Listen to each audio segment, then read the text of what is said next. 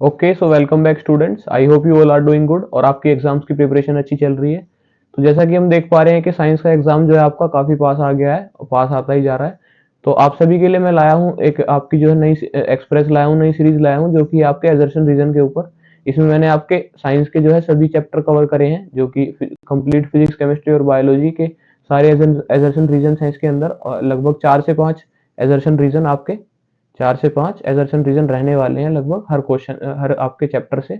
और जो कि काफी ज्यादा इंपॉर्टेंट है और आने की प्रोबेबिलिटी उनकी अच्छी है। ठीक है, तो आपने जल्दी से क्या करना है, चैनल को सब्सक्राइब कर देना है अगर अभी तक नहीं करा है, ताकि जो भी लेटेस्ट वीडियोस आती हैं वो आपको टाइम पर मिलती रहे। और अपने फ्रेंड्स को भी आपने क्या कर देना है, इस वीडियो को शेयर कर देना है। उसके बाद चलिए जल्दी से शुरू करते हैं। तो पहला क्वेश्चन जो हमारा वो क्या कह रहा है, calcium carbonate when heated gives calcium oxide and water. तो ये जो है आपकी क्या है स्टेटमेंट, गलत स्टेटमेंट है। गलत क्यों है कि जब आप कैल्शियम कार्बोनेट को हीट करेंगे, जब आप कैल्शियम कार्बोनेट को हीट करेंगे तो ये आपको देगा कैल्शियम ऑक्साइड और साथ में मिलेगी आपको थोड़ी सी CO2। तो ऑब्वियसली थोड़ी सी का कोई सेंस नहीं था, बस ऐसे ही बोल दिया।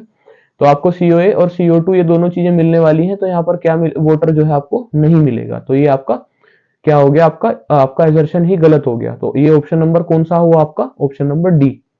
अगर आपको नहीं पता है तो ऑप्शंस में एक बार आपको फिर से बता देता हूं।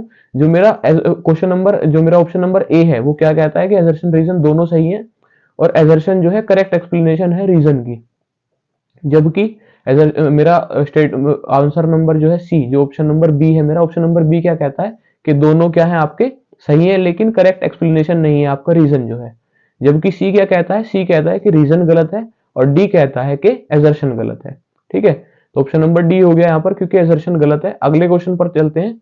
Brown fumes are produced when lead nitrate is heated.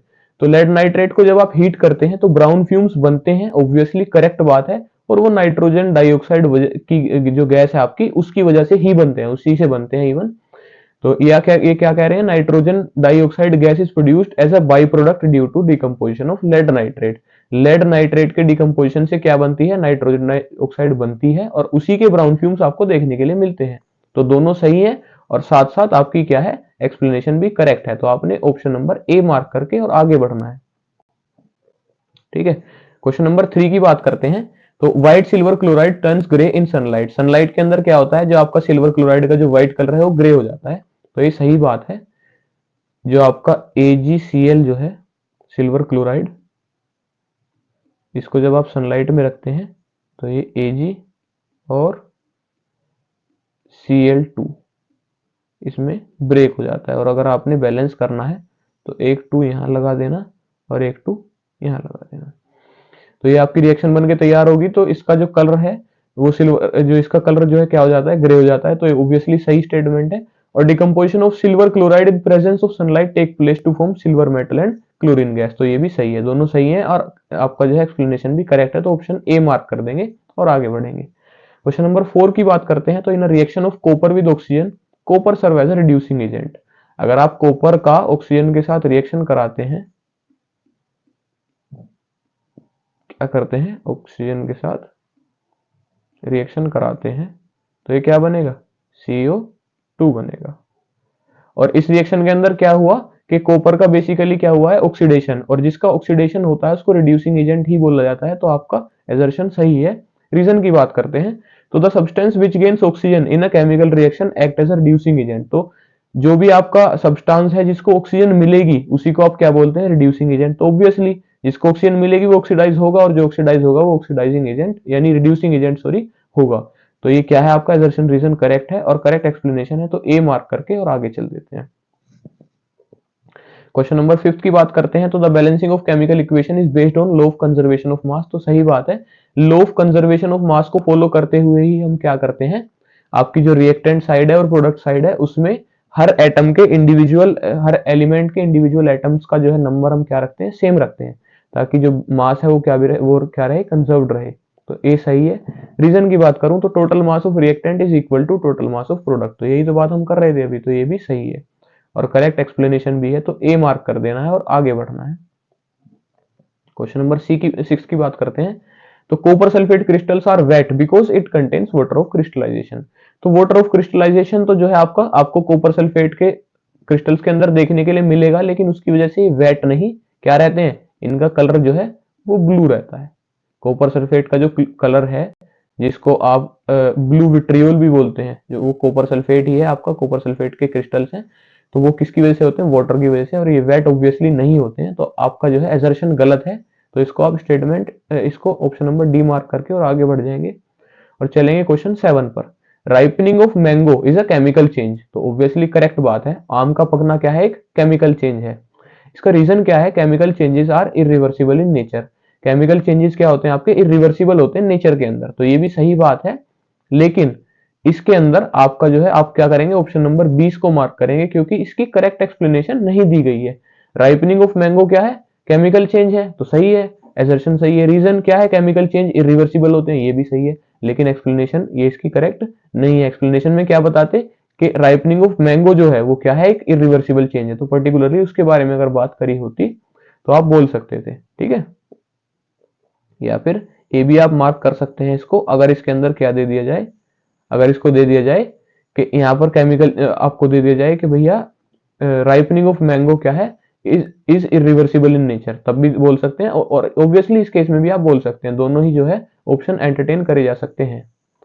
तो ऑप्शन नंबर जो क्वेश्चन नंबर 8 है आपका, इसके अंदर एजर्शन क्या कह रहा है, weak acid have low electrical conductivity.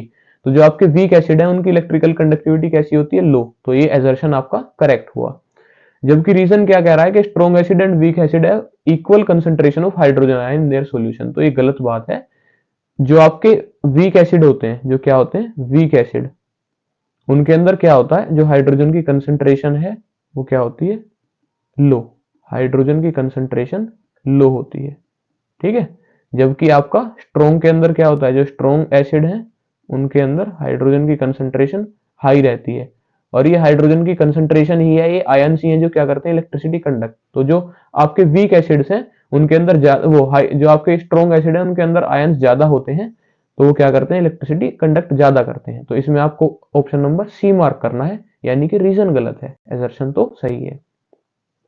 Question number 9, pure water is neither acidic nor basic, तो ऑब्वियसली बिल्कुल करेक्ट बात है। जो प्योर वाटर है उसका पीएच क्या होता है, उसका पीएच एग्जैक्टली 7 होता है, जो कि थोड़ा सा भी डेविएट नहीं होता, तो वो ना तो एसिडिक होता है और ना ही बेसिक होता है।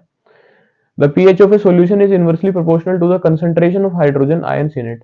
तो जो आपका पीएच है किसी भी सॉल्यूशन का, पीएच जो है वो क्या है, इनवर्सली प्रोपोर्शनल है, किसके, इनवर्सली प्रोपोर्शनल है हाइड्रोजन आयंस के, तो बिल्कुल करेक्ट बात है। आपने देखा भी होगा कि जो आपके ज्यादा स्ट्रॉन्ग एसिड्स हैं उन यानी कि उनके अंदर हाइड्रोजन ज्यादा है, और हाइड्रोजन ज्यादा है लेकिन उनका पीएच क्या है, उतना ही कम है, जितना स्ट्रॉन्ग एसिड उतना पीएच कम।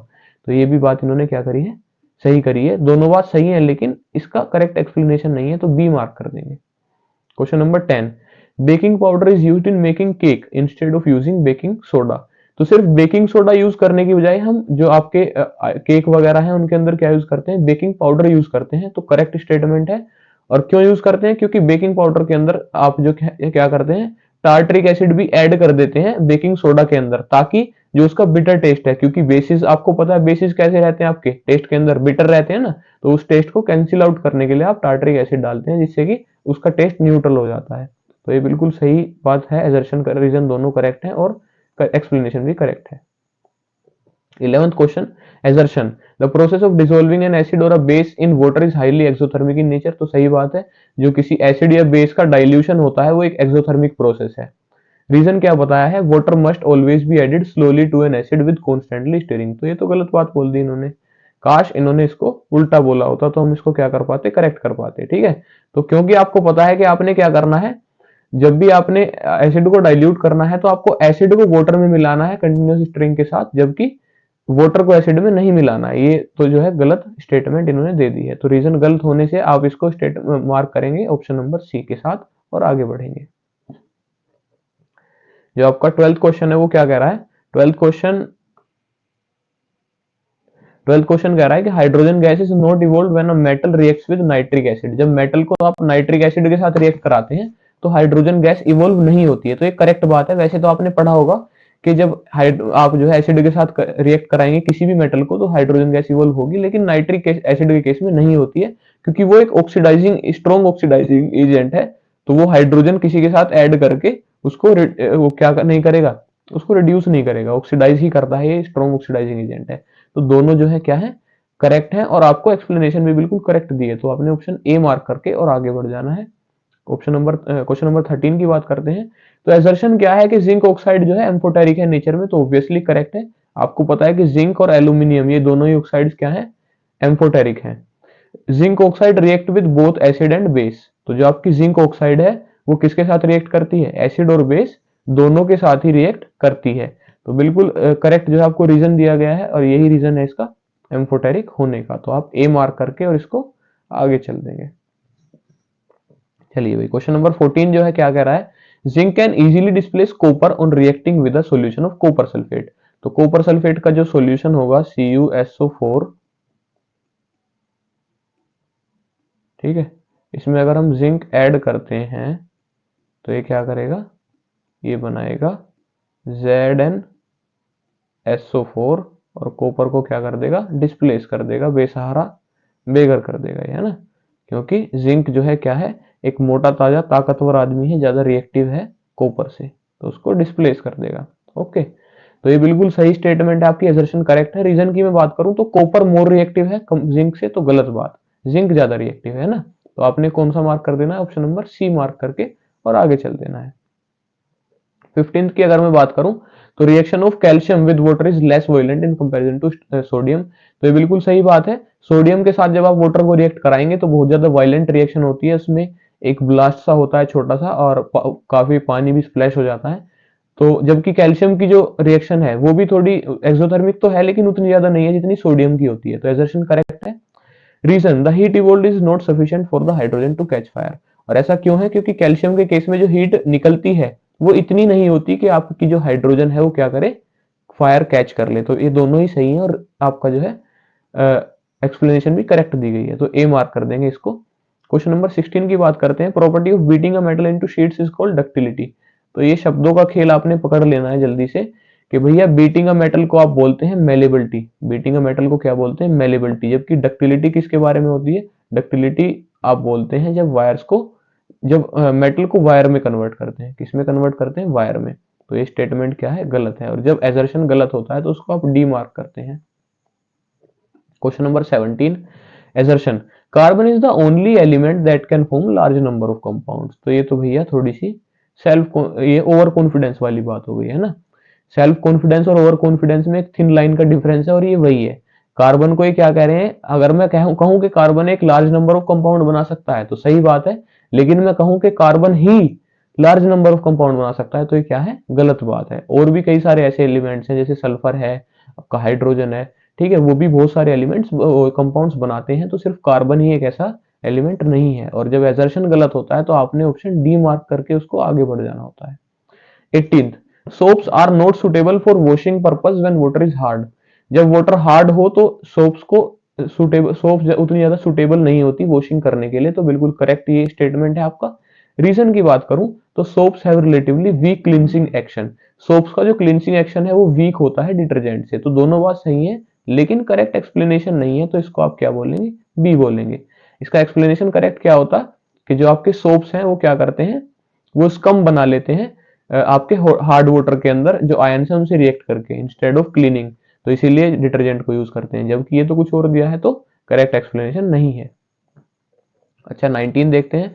कार्बन मोनोऑक्साइड जो है वो एक्सट्रीमली पॉइजनस है, तो बिल्कुल करेक्ट है ये। कार्बन मोनोऑक्साइड को जो है क्या है, हमारा जो हीमोग्लोबिन है वो इसको ज्यादा खींचता है इंस्टेड ऑफ ऑक्सीजन।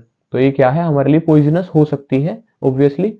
और ये फॉर्म होती है इनकम्प्लीट कंबशन ऑफ कार्बन से। तो ये स्टेटमेंट क्या है, गलत है, कंप्लीट से नहीं इनकम्प्लीट से होगा। और जब आपका रीजन गलत होगा तो उसको आप सी मार्क करेंगे। चलिए, क्वेश्चन नंबर 20 के बारे में बात करता हूँ।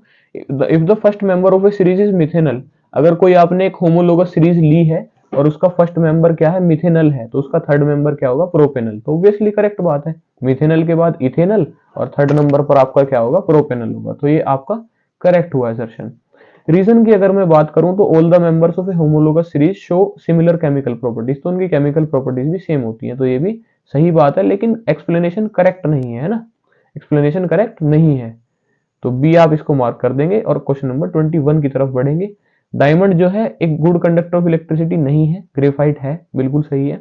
It has no free electrons, ये भी बात सही है। गुड कंडक्टर ऑफ इलेक्ट्रिसिटी कौन होते हैं? जिनके पास फ्री इलेक्ट्रॉन्स होते हैं इलेक्ट्रिसिटी कंडक्ट कराने के लिए, और क्योंकि उसके पास डायमंड के पास नहीं है तो वो गुड कंडक्टर ऑफ इलेक्ट्रिसिटी भी नहीं है, तो इसको ए मार्क करेंगे और क्वेश्चन नंबर 22 की तरफ चलेंगे। 22 अच्छा, ज्यादा फास्ट तो नहीं लग रहा भाई? अगर ज्यादा फास्ट लगे तो आप स्पीड को 0.75 पर फिट कर लीजिएगा, ताकि आप जो है अपने अकॉर्डिंग, अपने सुटेबिलिटी के अकॉर्डिंग देख पाए।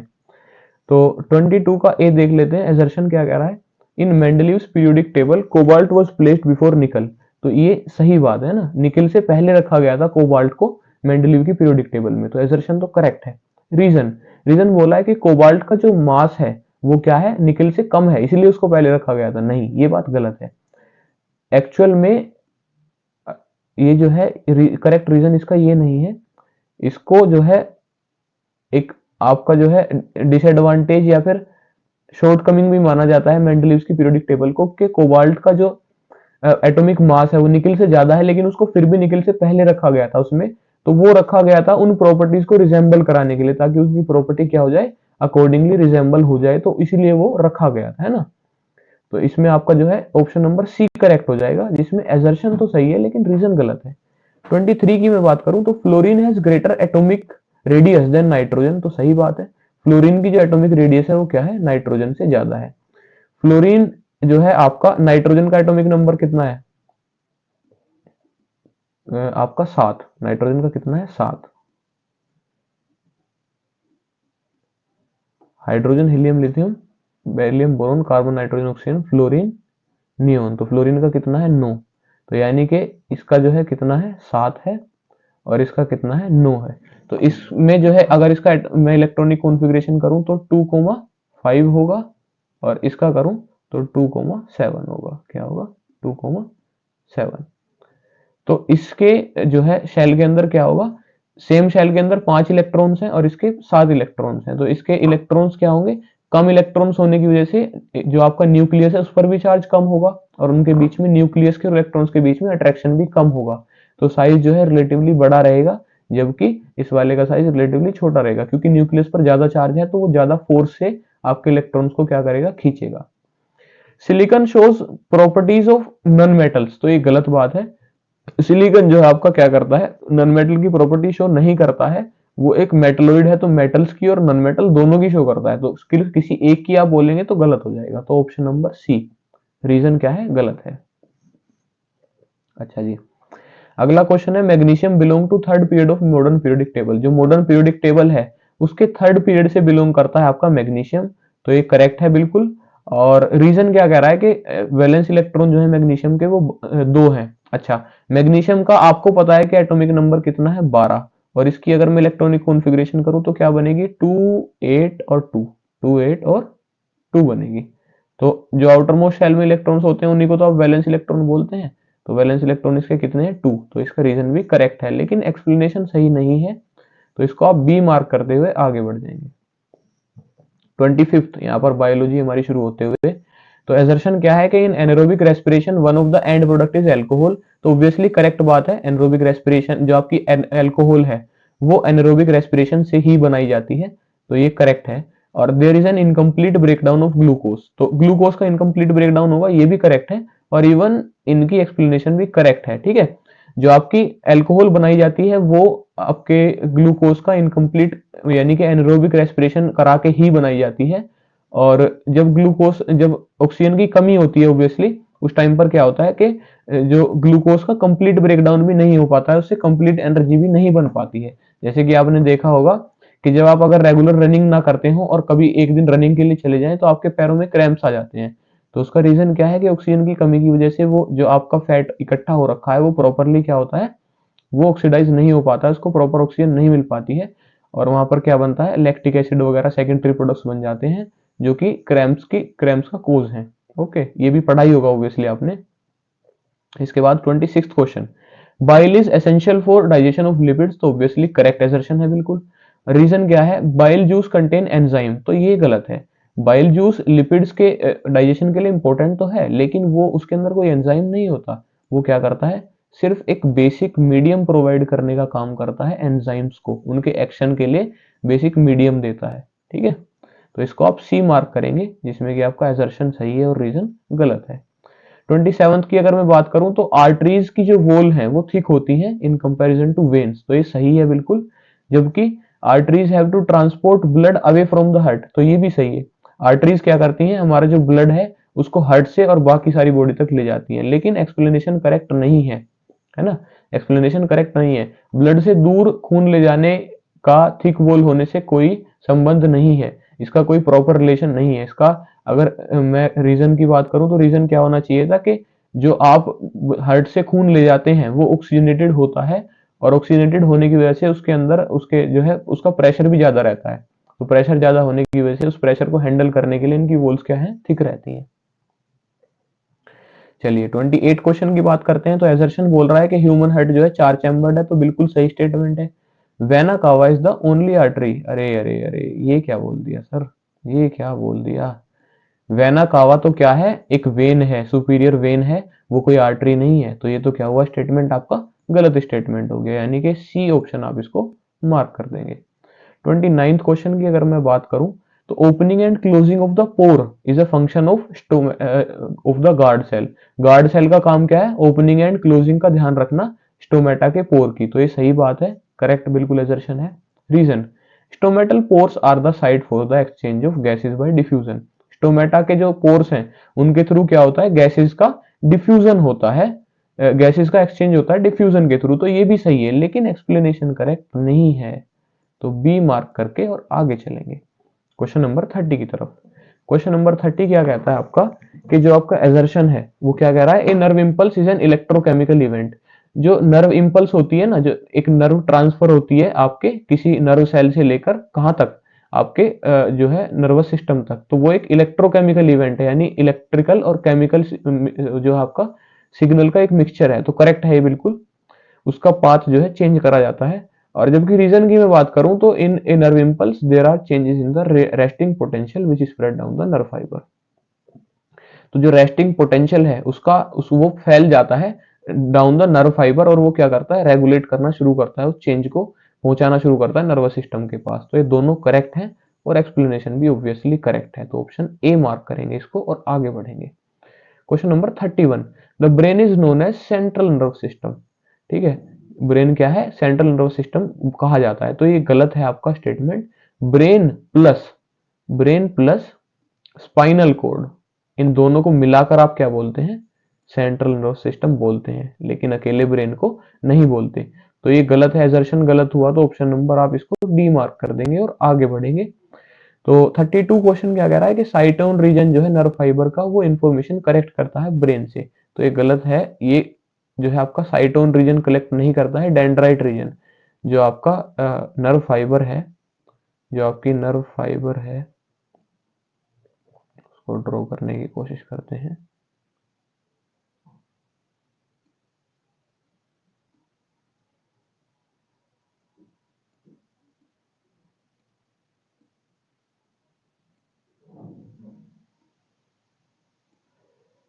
ठीक है, इसको बनाने की हमने थोड़ी सी कोशिश की है।